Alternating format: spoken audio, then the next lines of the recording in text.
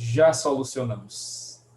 Então, deixa eu colocar aqui para gravar. Estamos gravando nossa aula de hoje. Ô, professor, quando é a sua prova? Oi? Quando é a sua prova? Dia 24. Daqui a Misericórdia. 3 semanas.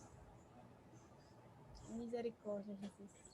Quando chegar mais perto, confirmo os assuntos, mas já foi marcada a data. Pessoal, hoje eu tinha já falado, né, na terça-feira que ia passar para vocês a segunda atividade, né? Então, deixa eu mostrar aqui a vocês.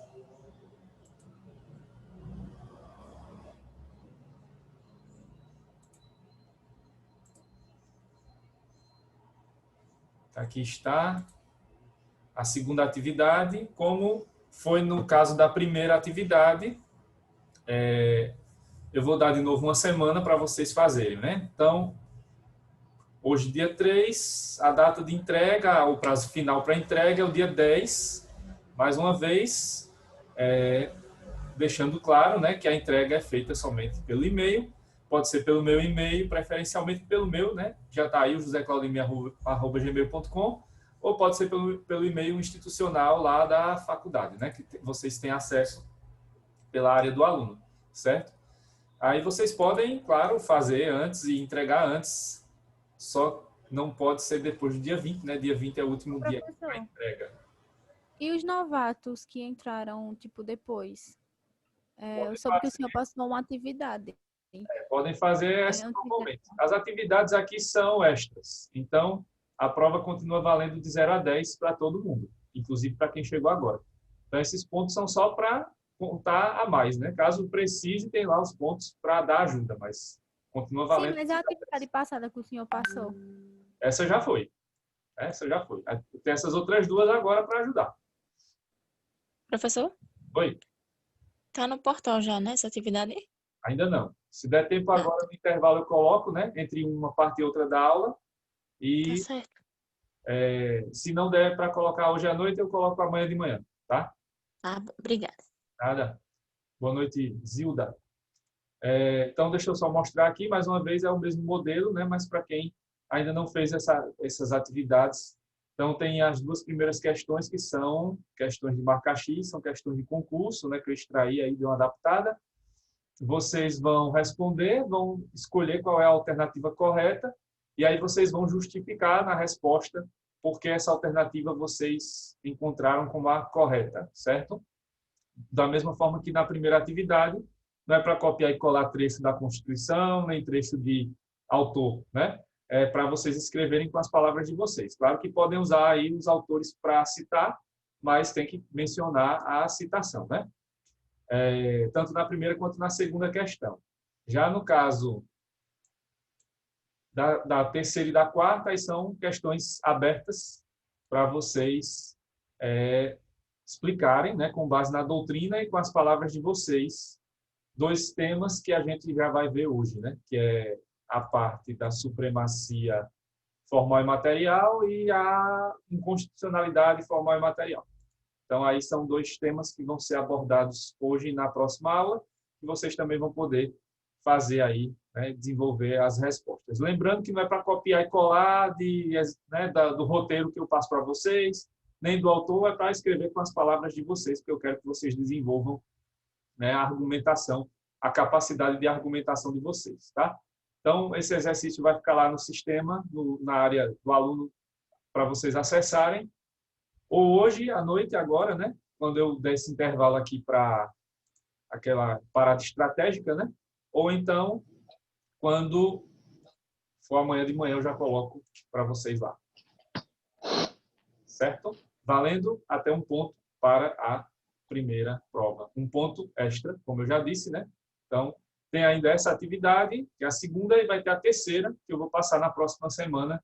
Quando vocês entregarem essa, aí na outra semana, na próxima quinta, né, no dia 10, eu já deixo a terceira atividade para vocês. Mais uma vez, lembrando, como essas aulas são remotas, como estamos aqui, cada um, né, da sua casa, então a entrega não precisa correr para entregar durante a aula, pode entregar até a 0 hora lá do dia 10, tá? Pode entregar até o soar do gongo no último minuto do dia 10 de setembro, não tem problema. Como vai ser lá pelo e-mail, né? E aí quem já entregou a primeira atividade viu que eu vou sempre mandando uma mensagenzinha recebido, então, mesmo que eu não mande no mesmo dia, no dia seguinte virá a mensagem lá constando que vocês receberam, ou melhor, que eu recebi as atividades, tá certo? Mais uma vez lembrando, é ponto extra, ou seja, é facultativa a atividade, faz quem quer, faz quem pode, né? Certo?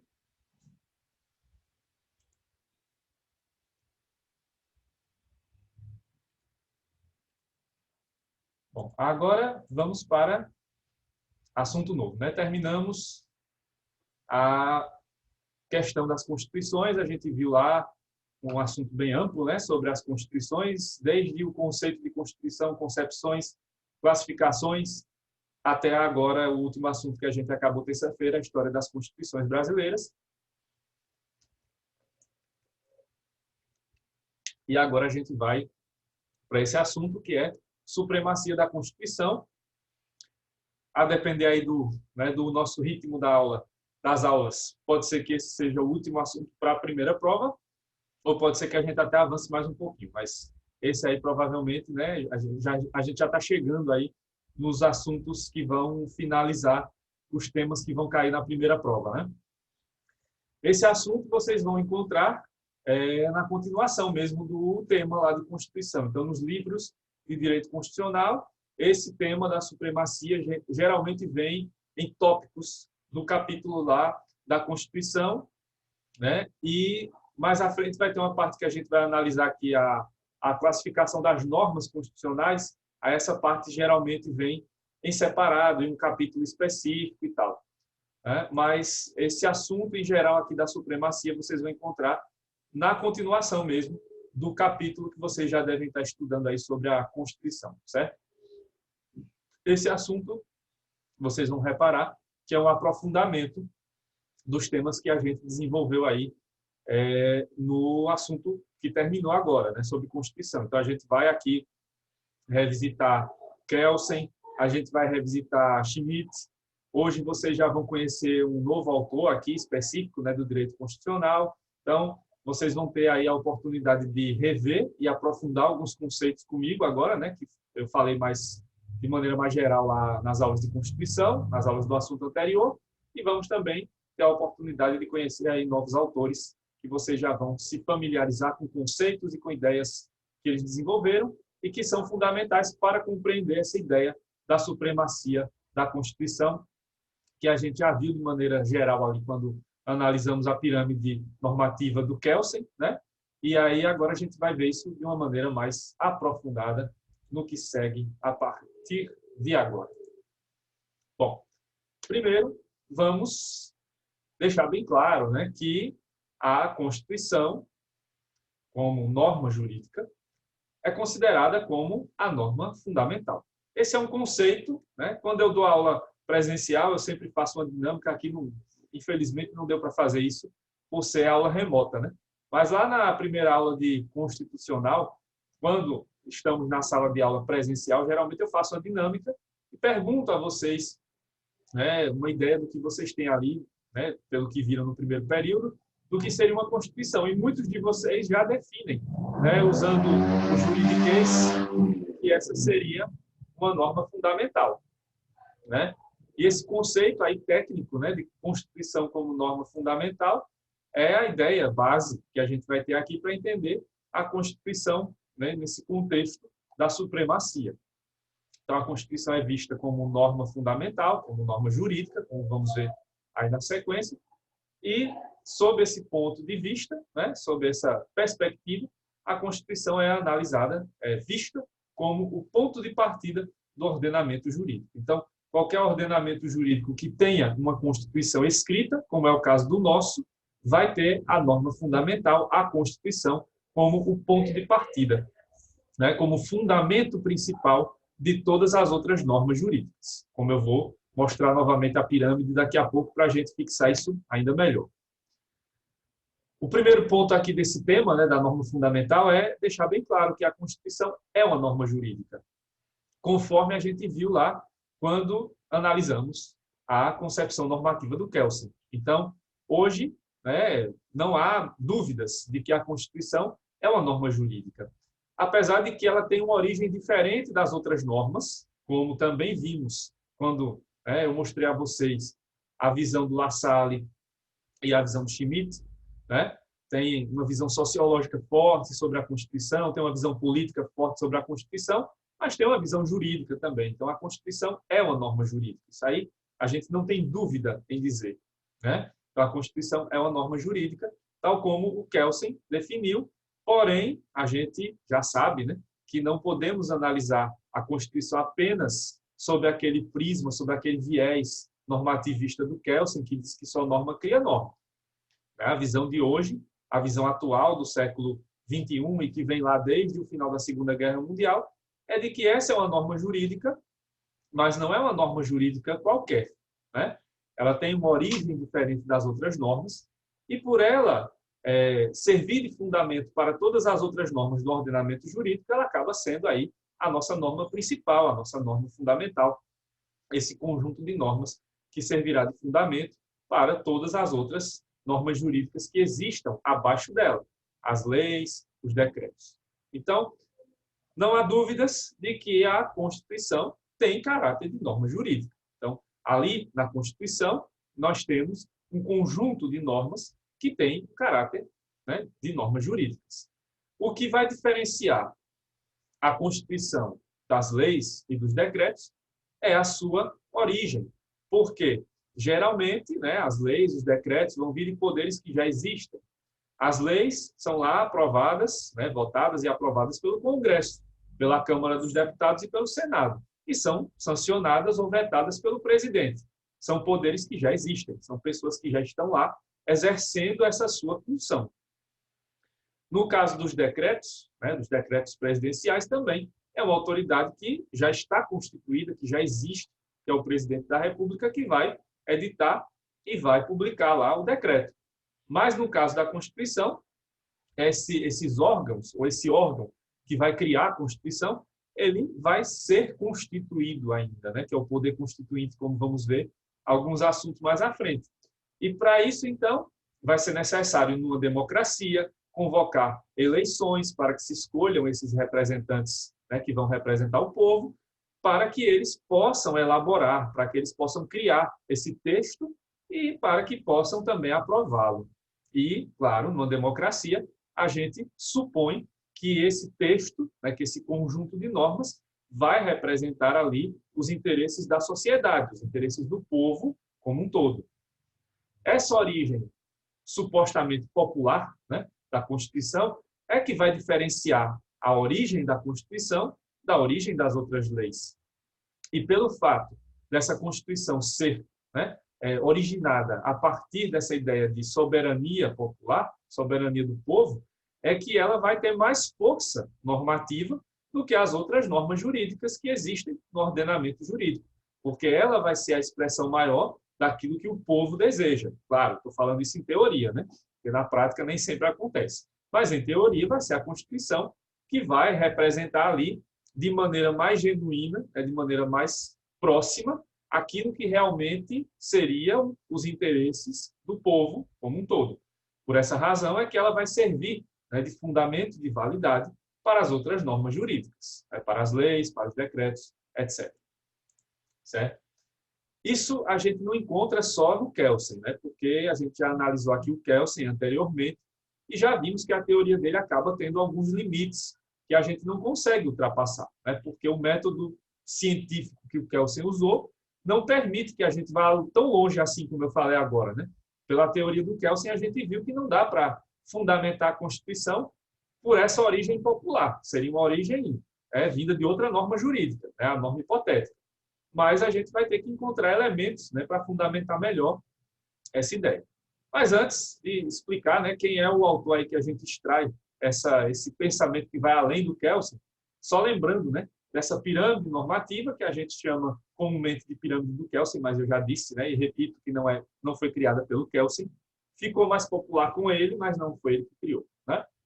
Então, nessa pirâmide nós temos aí essa estrutura organizada, né?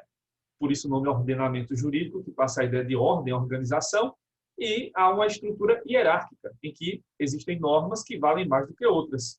No caso, a Constituição, que está aí no topo da pirâmide, é quem vale mais, né? É a norma que tem aí o maior nível de existência, validade e eficácia, e servirá de fundamento de validade para as outras normas. Daí a ideia, né, que aparece aqui, essa setinha, né, na descendente, que vem com a hierarquia normativa. Então, a hierarquia normativa mostra a Constituição como a norma superior, que vai servir, então, como fundamento para as leis e para as outras normas.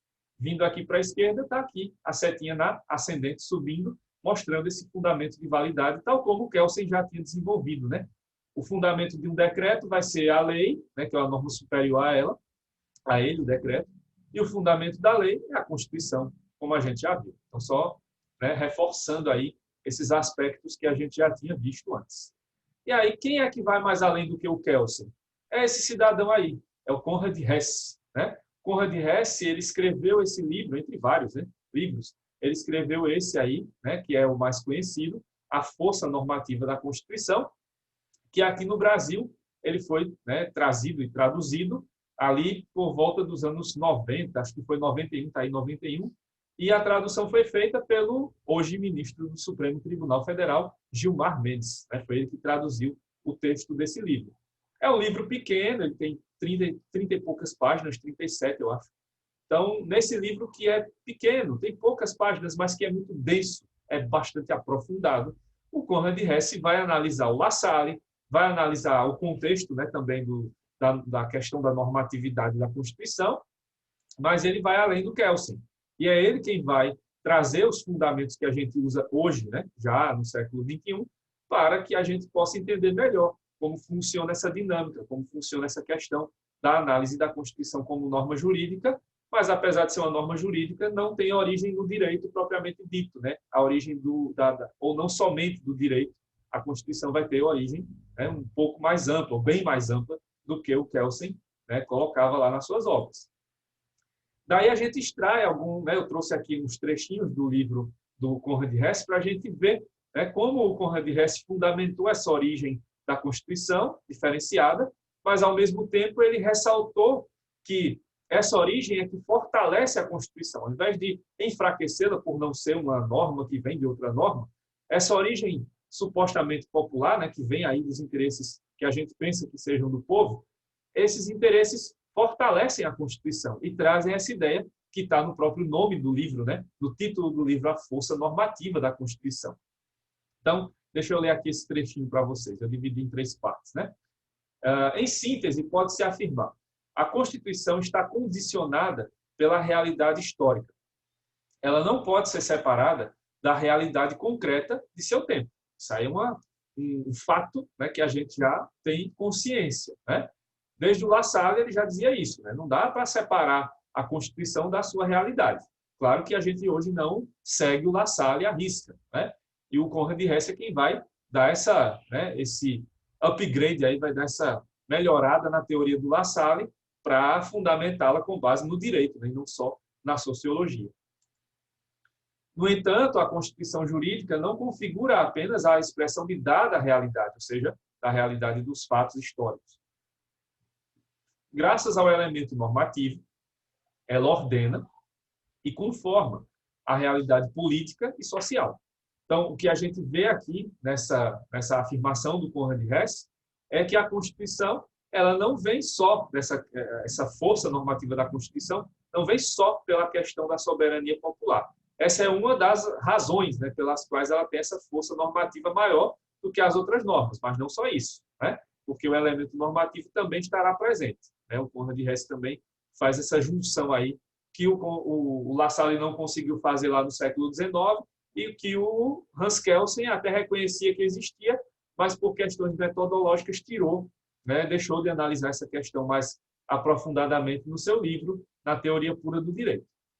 E finalizando, né, esse trecho aí do livro do Konrad Hess, as possibilidades, mas também os limites da força normativa da Constituição dependem da correlação entre o ser, que é o sein, e o dever ser, que é o sollen, né? A nomenclatura lá do alemão, do original alemão. Então, aqui, nessa última afirmação, deixa bem claro como é que funciona essa dinâmica da Constituição como norma jurídica, né? Os limites e a força que a Constituição tem vão depender dessa correlação, dessa relação coordenada aqui de forças entre o que existe, que é o ser, e aquilo que a gente pensa que existe, ou que deveria existir, que é o dever ser.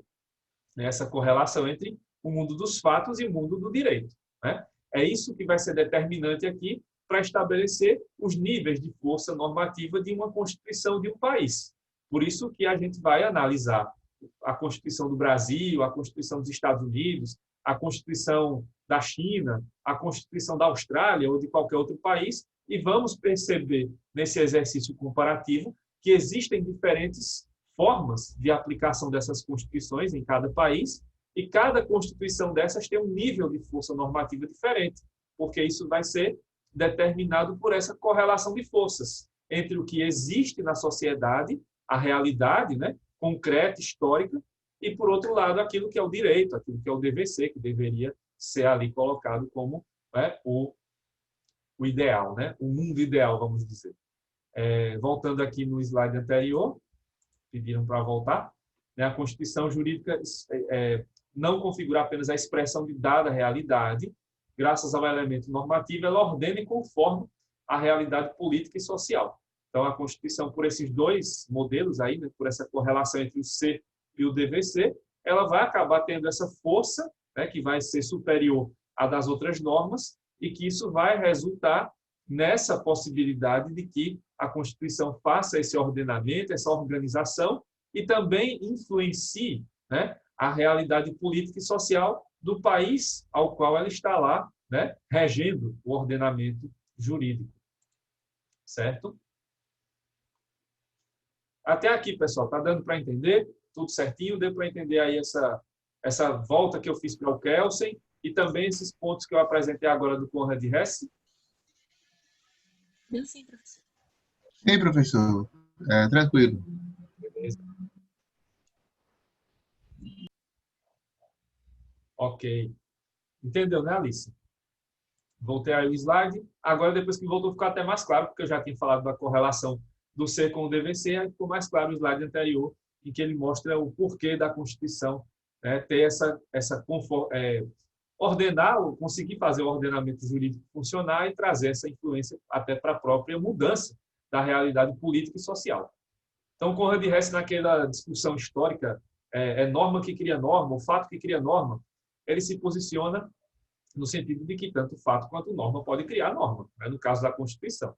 Então, a origem da Constituição é diferente da origem das leis e da origem dos decretos, e por essa razão ela tem mais força, né? Por isso que ela está lá no topo da pirâmide e pode, né, influenciar, pode e deve influenciar a criação das leis, dos decretos, ou seja, de todas as outras normas que estão abaixo da Constituição, que nós chamamos de normas infraconstitucionais.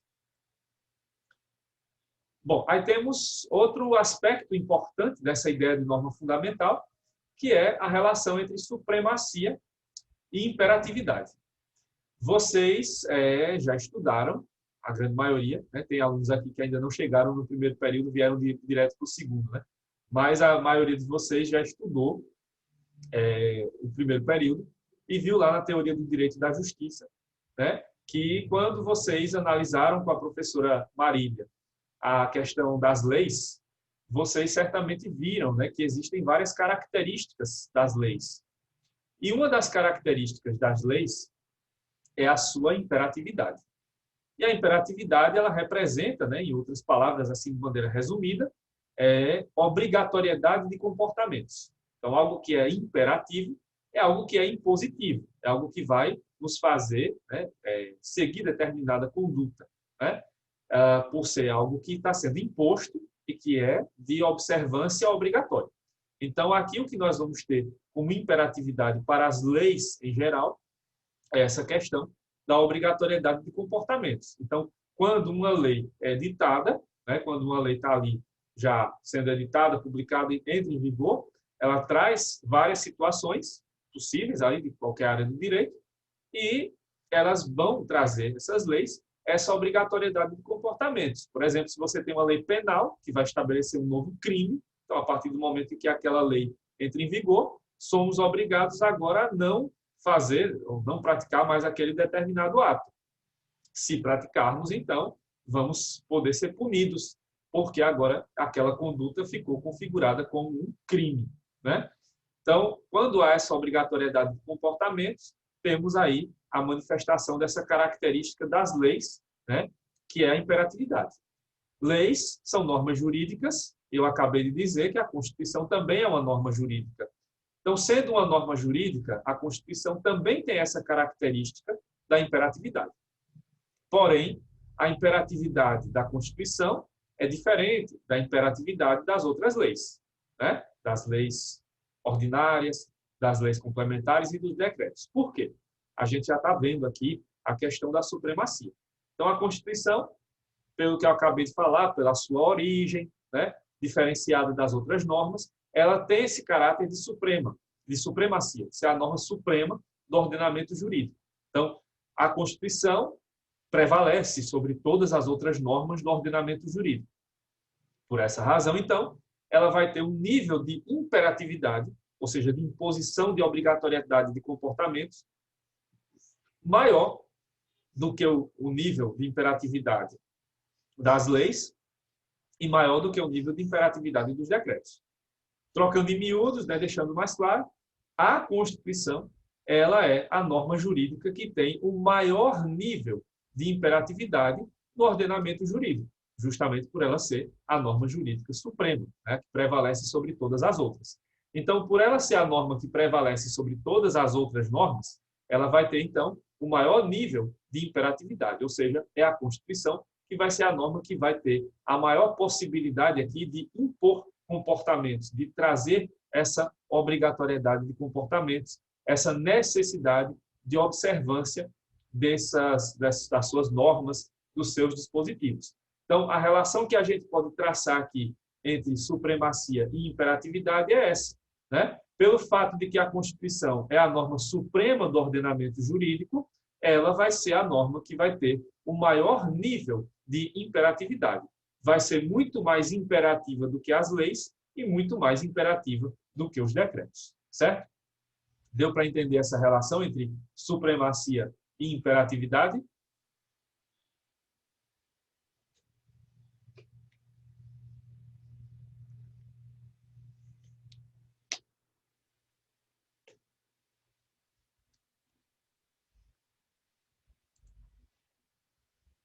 Ok.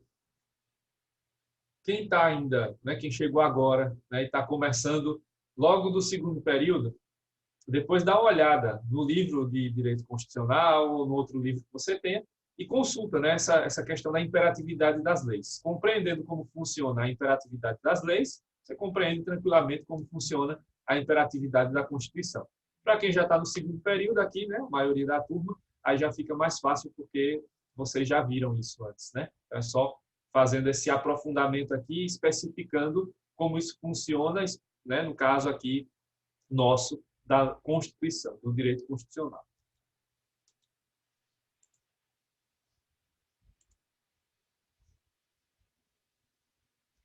Exato, Marcelo, exatamente, é isso mesmo, né? É essa a razão pela qual as leis abaixo da Constituição buscam seu fundamento de validade nessa norma fundamental na nossa Constituição. Exatamente, é essa a ideia. Aprofundando mais esses pontos que eu falei agora, é importante que a gente veja também o que a doutrina coloca, né, como espécies de supremacia.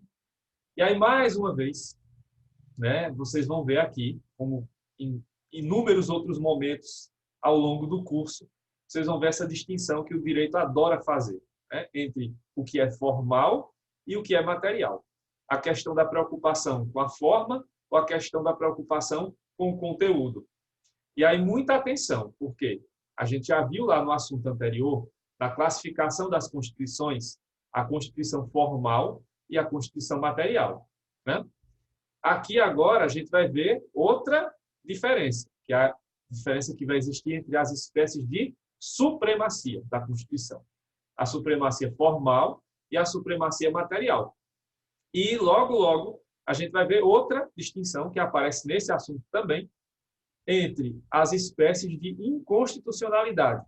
aí vão aparecer inconstitucionalidade formal e inconstitucionalidade material. Então, cuidado para vocês não se confundirem aí em tanta distinção formal e material, porque as nomenclaturas são parecidas, né, mas não são iguais. Quando se fala de Constituição formal e Constituição material, são os tipos de Constituição como um todo, né? A Constituição escrita ou não escrita. Aqui já é outra coisa. Aqui é a análise da supremacia da Constituição. Como é que a supremacia se manifesta quanto à forma e como ela se manifesta quanto ao conteúdo.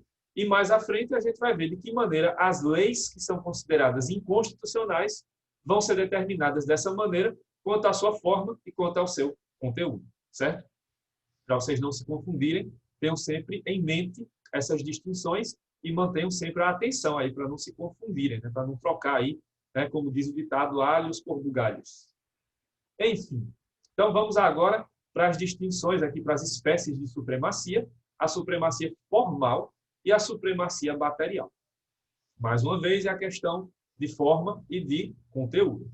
Então, primeiramente, vamos falar sobre a supremacia formal. Vamos ver a supremacia formal. A supremacia formal, ela está relacionada ao modo de elaboração. Tá? Isso está errado aí. Quando, né? Quando é quanto. Quanto ao modo de elaboração. Então, em relação ao modo de elaboração das normas jurídicas, né, que existem nesse ordenamento jurídico, das leis, dos decretos, e até mesmo das emendas constitucionais, né, que são normas que vêm depois do início da vigência da Constituição. Então, são trechos da Constituição que são mudados já com a Constituição em vigor. Então, temos aí essa supremacia que deve se manifestar. E ela se manifesta com essa característica de sobrenorma, ou como afirma lá o J.J. Gomes Canotilho, ele usa essa nomenclatura em latim, que seria a norma normarum. Numa tradução livre, norma normarum seria norma que faz norma. Tem uma tradução lá que vem do inglês, né? Não vem direto do latim, viria do inglês, mas se você traduzir literalmente do inglês vai ficar feio, que é norma fazedora de norma. Aí não dá, fica feio, né? Então é melhor fazer uma tradução mais livre e dizer norma que faz norma. Então, do ponto de vista formal, a Constituição serve como essa sobrenorma, como essa norma jurídica que servirá de base, né, de fundamento para que você tenha aqui, né, nesse ordenamento jurídico, a criação das leis, dos decretos e também das emendas à Constituição. Por quê? Porque toda Constituição que se preze vai estabelecer, né, o chamado processo legislativo. Isso quer dizer o quê? Como você pode fazer uma lei, como você pode, né, fazer uma emenda à Constituição. E no caso lá específico do presidente, a Constituição também vai estabelecer como ele pode editar decretos, medidas provisórias, etc.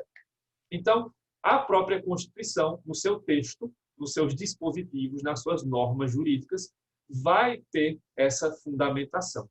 E lá vai aparecer, ou vão aparecer, todas as formalidades possíveis para que se faça a aprovação, né, para que se faça todo o processo de elaboração e aprovação de uma lei, lá no Congresso, e depois a sanção do presidente, e no caso da emenda também, como isso acontece lá no Congresso, né, nesse processo de elaboração e aprovação de uma emenda à Constituição. Então, todas as formalidades necessárias para se fazer uma lei, para se fazer uma emenda, ou até mesmo no caso lá do presidente, para fazer o decreto ou a medida provisória, tudo isso está na Constituição. E todas essas formalidades têm que ser obedecidas, né? Porque vamos ver mais à frente que, se elas forem desobedecidas, podem gerar uma consequência que é a inconstitucionalidade formal, né? Que é a desobediência aí a essas formalidades, ou a pelo menos uma dessas formalidades previstas pela Constituição, certo? Então, a supremacia formal aparece dessa maneira,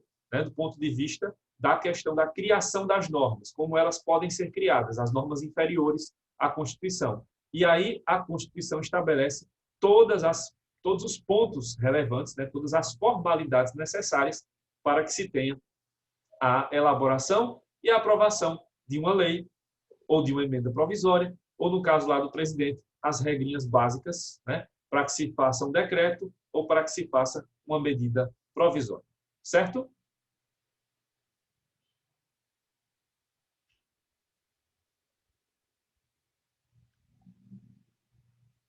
E a segunda espécie, né, de supremacia, nessa divisão formal e material, é a material, aqui, quanto à questão do conteúdo, quanto à matéria de que trata. Nesse caso, a supremacia material aqui tem uma correlação maior com a realidade, né? Como a gente acabou de ver o Hesse, Conrad Hesse, a correlação entre o C e o DVC. Na supremacia formal é a questão do DVC e na material é a questão do C. Então, aqui, a supremacia da Constituição aparece do ponto de vista material quanto à questão dos limites, né? Do estabelecimento de limites à atuação legislativa, bem como limites para as condutas de todas as pessoas. Então, aqui, a supremacia da Constituição se manifesta não só naquela pirâmide, influenciando a criação de normas. Aqui na supremacia material, a Constituição vai manifestar esse seu caráter supremo do ponto de vista da realidade, na sociedade, né? No Estado e na sociedade. Então, do ponto de vista do Estado, a Constituição estabelece todos os limites possíveis e imagináveis para o exercício dos poderes.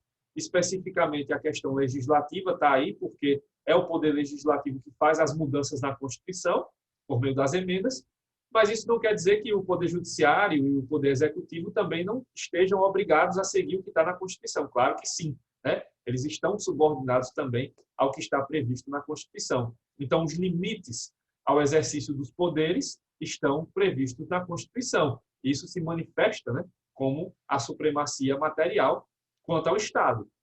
E quanto à sociedade, a Constituição prevê lá os direitos fundamentais. E muita gente até pensa de maneira errada, né? De maneira até ignorante, né?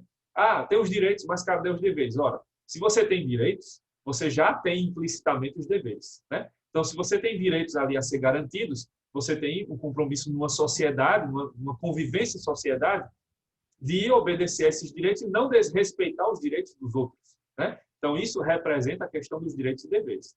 Tudo isso está na Constituição. Os nossos principais direitos estão na Constituição e eles servem como limite também para a nossa atuação em sociedade, já que não podemos fazer tudo o que queremos, né? Porque isso pode, né, se a gente exerce aí esses direitos sem limites, a gente pode ofender, né, e até também desrespeitar os direitos dos outros, certo?